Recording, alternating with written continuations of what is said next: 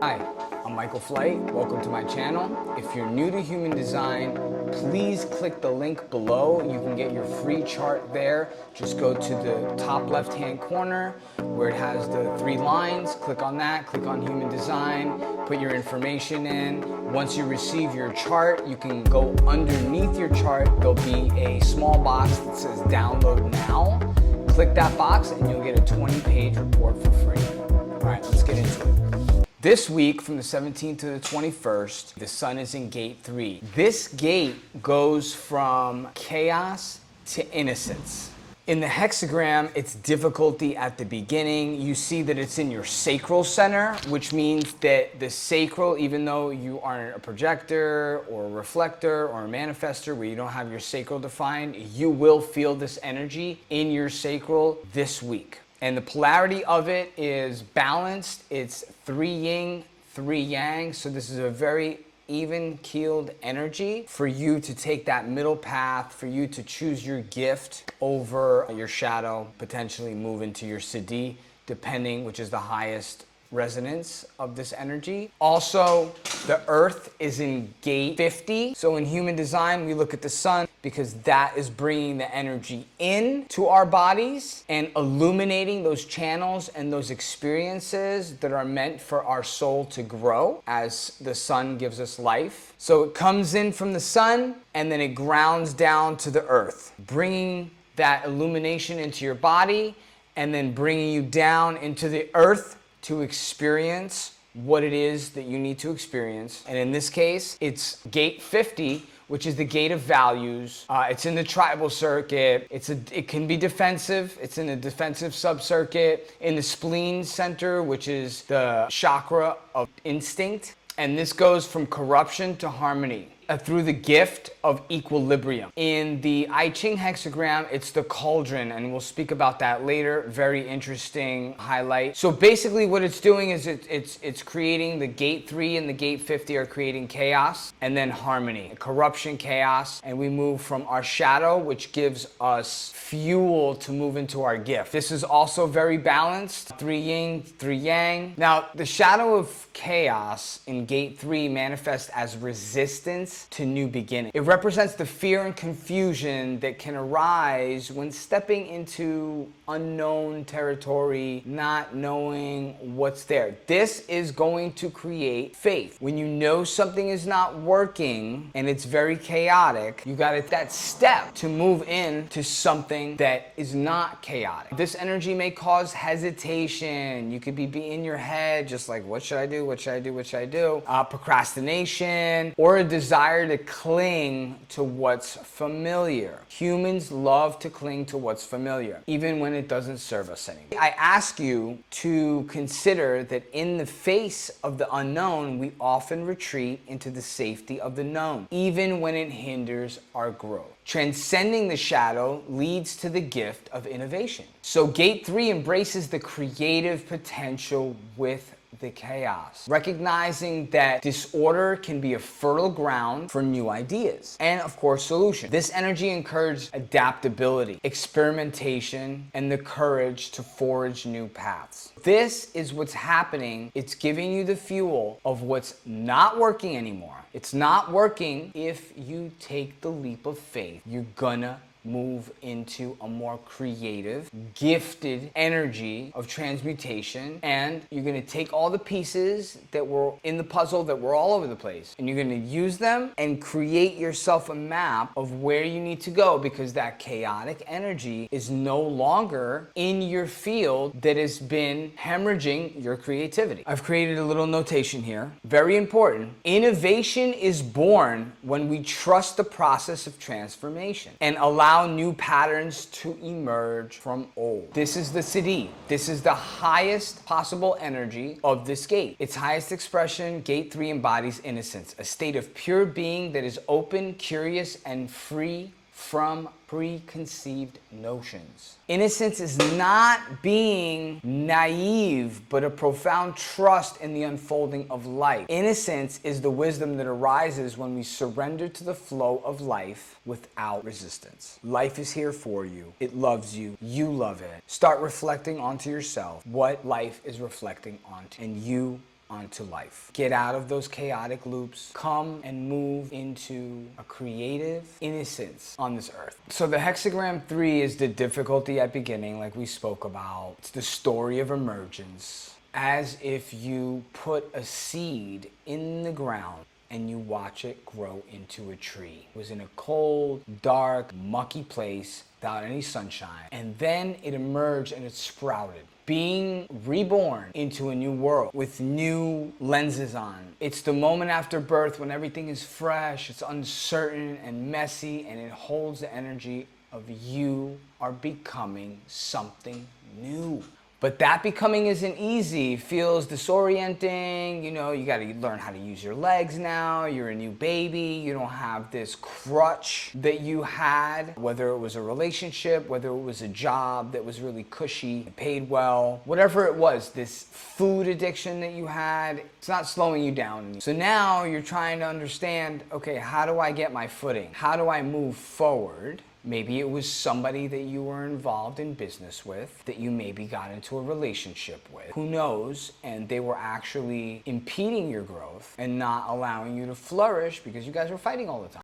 That's one example. It could be many examples like that. A job, food addiction, drug addiction, whatever addiction. So like I said, becoming isn't easy. It feels disorienting. There's chaos. There's the temptation to rush or the fear that you won't make it through the unknown. So gate 3 helps us find the order within the mess. It doesn't impose control. Listen for the natural pattern, a divine unfolding. It's the midwife of evolution, helping new energies find form. Don't rush the process. It's the wisdom of this hexagram. All beginnings are difficult. That doesn't mean they are wrong. It teaches us to have patience, to be gentle with the new things, whether it's a relationship, an idea, yourself, or just that season of life. Gate 3 doesn't demand perfection. It asks for presence. It asks for faith that clarity will come. This is having faith in the universe, that the universe has your back. This is what this gate engenders. This is what it brings to the table. Are you going to stay in the chaos, or are you going to trust that life is unfolding exactly the way it should? Embodying gate 3.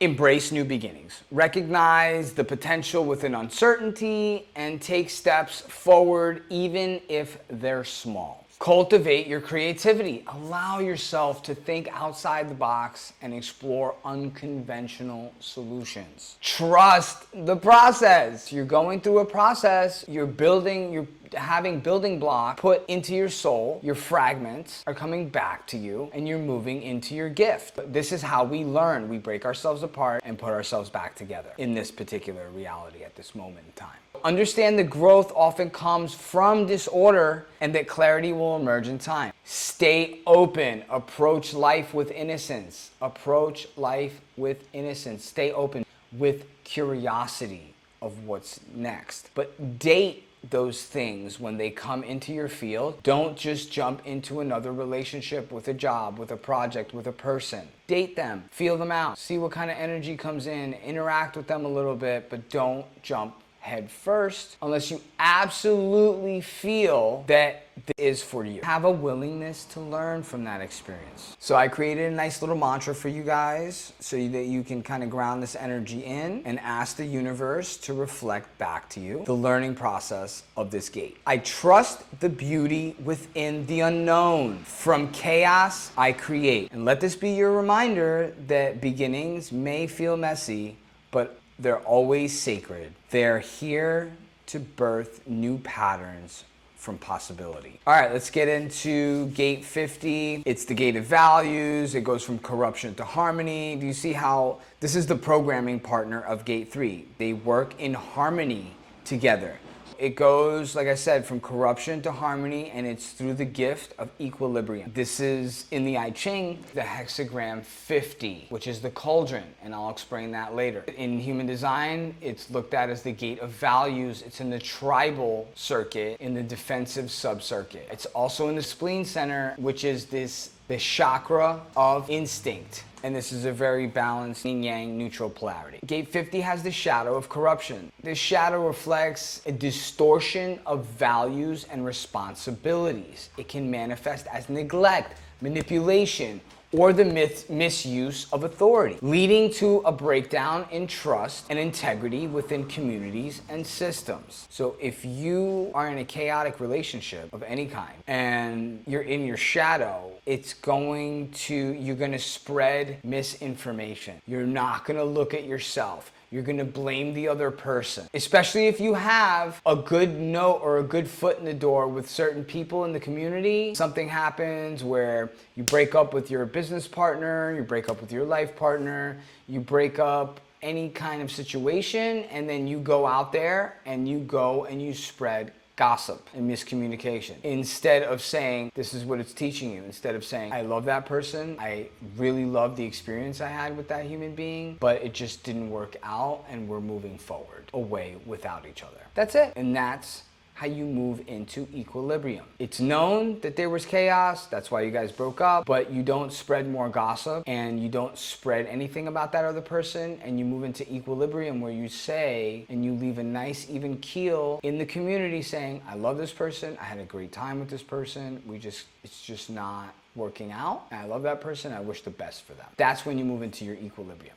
So I ask you, when we stray from our core values, truth, integrity, we compromise the foundation of collective harmony. So be in your integrity, don't gossip, move forward, learn from that particular relationship, and don't do it again. Date somebody, like I said, date somebody for a while. Now we move into equilibrium. This is the gift of gate 50. So equilibrium representing a balanced approach to leadership and care, like I was just talking about, a balanced approach. You want to tell them that I love that person, but I just can't be with them, and that's all you need to know. This energy fosters fairness, accountability, that, hey, you were in that relationship too. You decided to stay there for longer than you needed. And the nurturing of healthy relationships and communities through consistent and ethical actions. Equilibrium is achieved when we align our actions with our principles, creating stability and trust within our communities, between in our relationships and in our communities.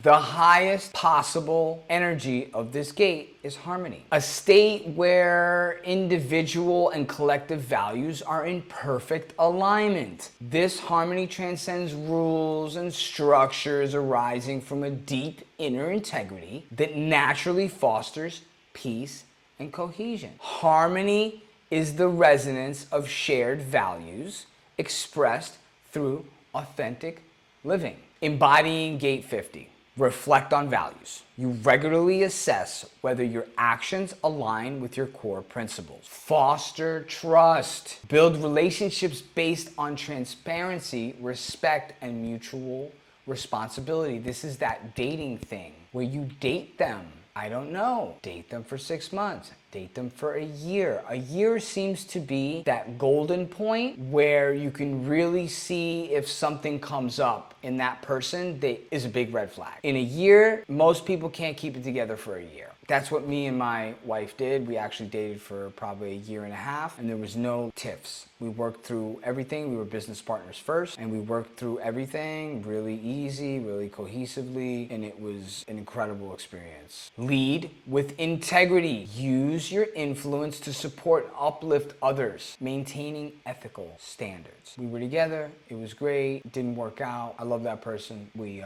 part ways, promoting balance. So strive for fairness in decision making, considering the well-being of all involved. Like I said, it was cauldron that was the hexagram in the I Ching. So this is very interesting. It speaks of the sacred act of nourishment, not just food, but soul nourishment and wisdom for the soul. That's the nourishment for our energetic bodies, is wisdom. Building those layers, building those levels of wisdom. So every time we reincarnate, we come back in a higher form, in a higher state.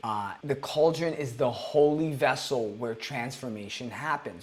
You're mixing a soup together, mixing herbs together. This is where alchemically that brews. wisdom, in your spiritual, this is where that brews. It's the alchemical pot where new experiences become embodied truth. The energy asks, what are you cooking in your life right now? What are you cooking up? Are you taking classes? Are you creating something? Are you aligned, or are you at a job that you don't like, with a person that you don't like, or with people that you don't like? Are your ingredients aligned with your core values? That's what you have to ask yourself. And this is about refining what we carry, what we serve, and what we pass on. It's about tending the fire beneath your spiritual purpose, keeping it warm, steady, and honest. When we live with integrity, our lives nourish others just by living. It also reminds us that true leadership isn't about control. It's about feeding the people energetically and emotionally. You are the guardian of the flame if you are aware enough to do so. That spirit, that flame is given to you. What you prepare in your cauldron, your choices, your medicine, your values uplift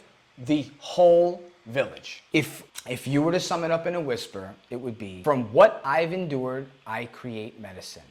Within what I've healed, I nourish the world. So this is a fusion mantra for both these energies. From sacred chaos, I shape new worlds. Rooted in my integrity, I rise in divine order. This fusion affirms that your ability to initiate change, gate 3, is empowered by your values and wisdom, gate 50. You are a weaver of new codes from the collective, guided by soul-rooted structure. Sun, gate 3, chaos, innocence, then moved into the earth, grounded into the earth. Gate 50, which moves from corruption to harmony. The sun, the universe, and the earth are asking you to move out of your chaos and into your harmony. Ground down into your harmony. Transmute your chaos into innocence and ground down in harmony as the highest possible outcome of these particular illuminated gates. Thank you so much. Hope to see you next week. Get out your head, oh, get